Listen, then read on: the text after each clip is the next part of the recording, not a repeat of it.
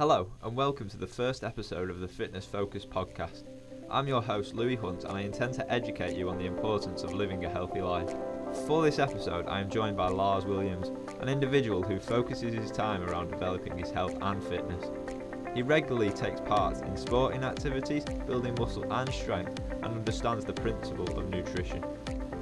In this episode we will discuss the topics of strength training, nutrition and sports to gather details and information from Lars Williams.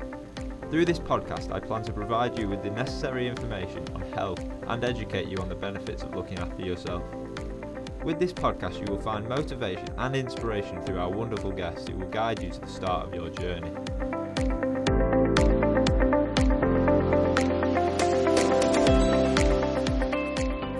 Before we get into the interview, here are some interesting facts about health. An interesting fact about nutrition is that a good diet can help prevent non-communicable diseases such as diabetes, cardiovascular disease, and even reduce the risk of some cancers. As well as this, eating healthy can help protect your memory. Studies have been found that people who follow a healthy diet are less likely to suffer from dementia. Did you know that 70 to 75% of adult diets are more than 10% saturated fats?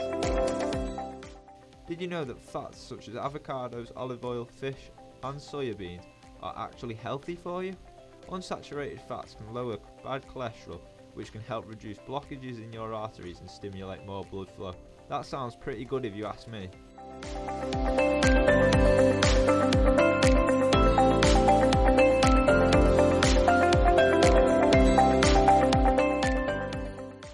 So for the first question, I'd like to find out when you got into strength training and what motivated you to start your journey. I first got into strength training when I was 15 years old, and I just started going to my local gym because everyone else I knew at the time had started getting into the gym, and I thought I'd be pretty good at it. And then once I got in there, it was something that challenged me every time I went in there, something that I could push beyond what I had in regular life and a way to channel my excess energy. So the next question I'd like to ask you is, how frequent do you go to the gym to focus on building muscle and strengthening your body? So I would say I normally try and train a minimum of 3 times a week at the gym, but that can vary because of other sports I do, or if I'm already training in the gym or to do with one of those sports. So it's sort of 3 times minimum, more if I'm less active in other sports, but I generally try and keep it around 3. That's very interesting.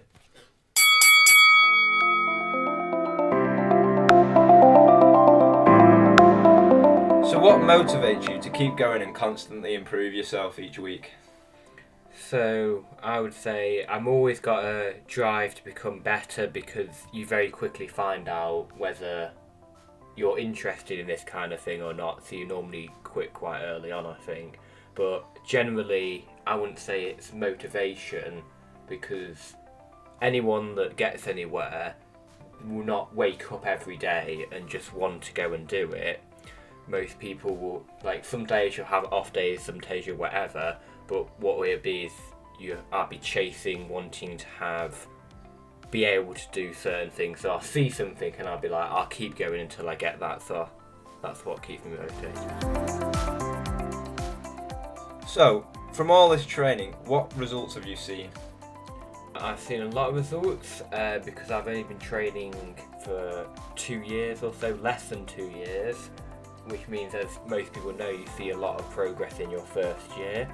So my bench press has recently reached 90 kg after quite a bit of training.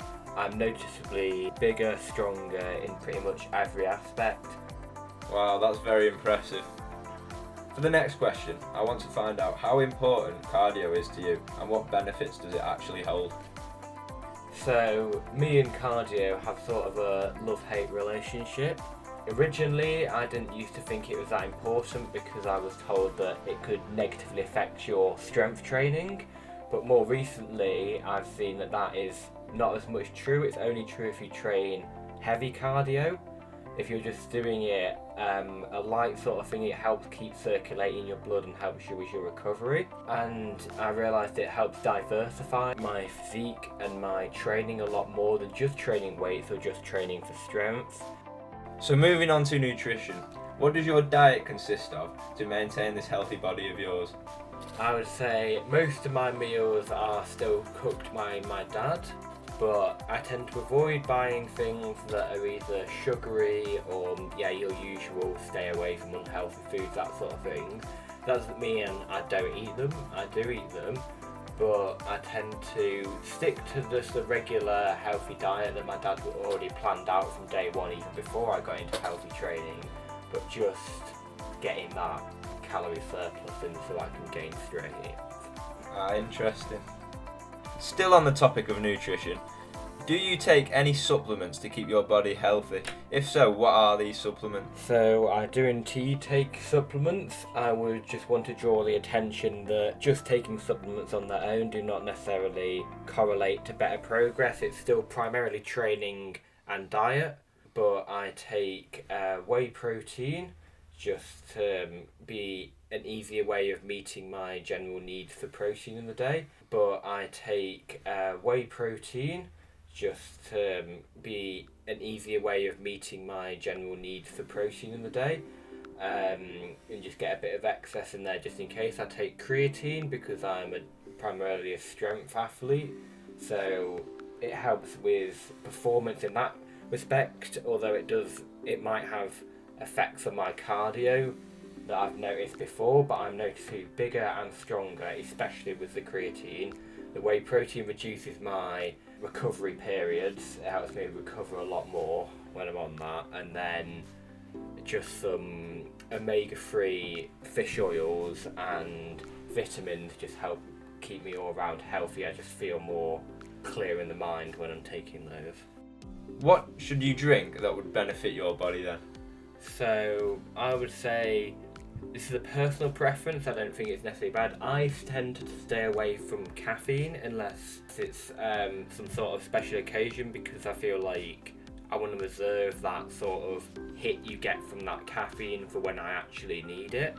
But generally I tend to just stick to water, and the big thing is I just need to drink a lot of that. So when I go to the gym, I bring a big 2.2 litre bottle with me, and it's almost like just keeping hydrated throughout your workout, because you need to keep hydrated throughout the day, because otherwise your digestion doesn't work properly, and if you're dehydrated when you're lifting weights, then you just won't reach the same potential that you should be, and you won't get the same activation during your workouts.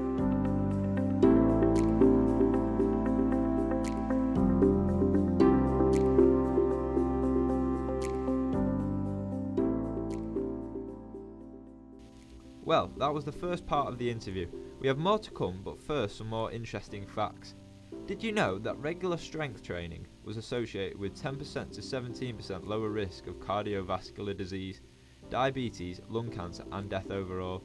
Furthermore, strength training can help release chemical endorphins in the body, which is the chemical that relieves stress and pain, making you become a more happier person. Additionally, weightlifting plays a crucial role in reducing your risk of injury. Training with weights helps strengthen your bones and develop them, making them more resistant and less susceptible to injury. Furthermore, did you know that exercising improves brain performance as well as sharpening your memory? As well as this, another benefit of exercising is that you are less vulnerable to getting sick as well as less signs of aging. That sounds pretty good to me. Moving on to the topic of sports. What are all the sports that you take part in? So the sports that I take part in, recently I do rowing. I'm a rower, and I also obviously my gym workouts go throughout it. Before that I've also done boxing and judo, so I was big into my combat sports before I transitioned to rowing, but they've sort of had to be phased out because it's a very intense rowing session. It's sort of I've narrowed down to just focusing on one sport quite a lot more than, so I can't keep up as many as I used to be able to. And what sport would you say is your favourite out of them three? Out of those three, I quite like, my judo was my personal favourite because it gave that competitive edge. It was man on man. It was about force and placement and skill rather than just pure violence that boxing was. Rowing may well be more, but I've not competed in that long enough. So, how do these sports help you stay healthy, and how do the sports make you feel while engaging in them? All of them obviously keep me healthy. There's a backbone on generally any sport I'm doing. I tend to not compete in that sport, just that sport. I've always been training in the gym and improving just generally my fitness towards those sports. So my training in the gym has always been to facilitate better performance in those sports. So when I'm competing in sports training, I tend to more focus on the skills needed for that sport and technique, because my fitness is taken care of when I'm training in the gym or going for runs. In terms of how I feel, it's very different with sports. In terms of rowing, it's a very happy environment. You're very much part of a team.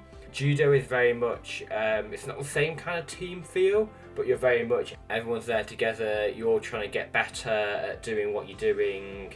Yeah, it's a very much sort of helping side of it. Boxing, on the other hand, is very much more of an independent, so it's more of like you're trying to improve yourself, you're trying to get better at what you're doing, and you've just got to sort of be better than everyone else. You've got to find something else that will give you the edge. So what inspired you to do so many different sports? Well, I wouldn't say a lot of my sports, it wasn't like I was inspired to do them.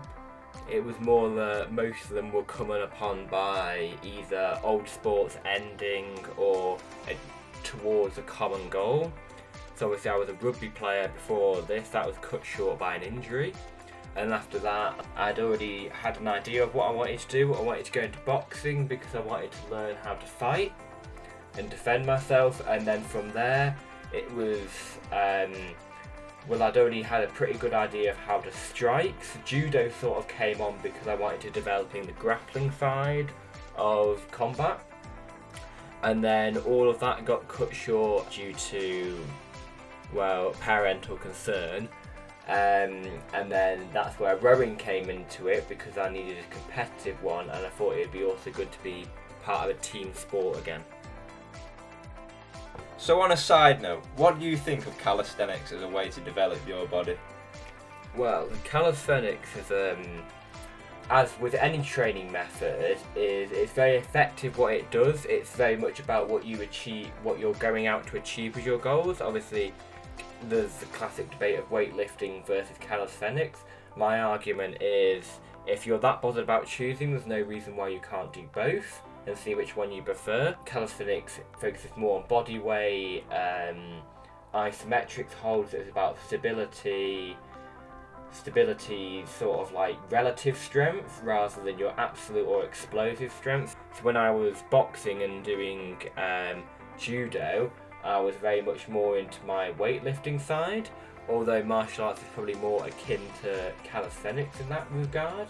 But more recently, I've been delving more into calisthenics just because I just think it's a lot more useful in sort of day-to-day life. It really depends what your goals are. If your goals are to be big, strong, have very big muscles, that sort of thing, I guess it'd be most easily achieved through weightlifting, but that's not to say you couldn't achieve a great physique through calisthenics as well. It's just very much personal preference, but they're both tools towards a common goal.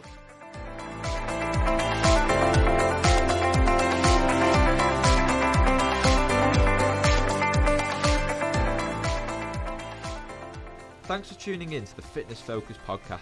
I have been your host, Louis Hunt, here with Lars Williams, discussing the importance of a balanced diet and how it can aid with the sports that you perform in, such as strength training and fighting mentioned from our guest.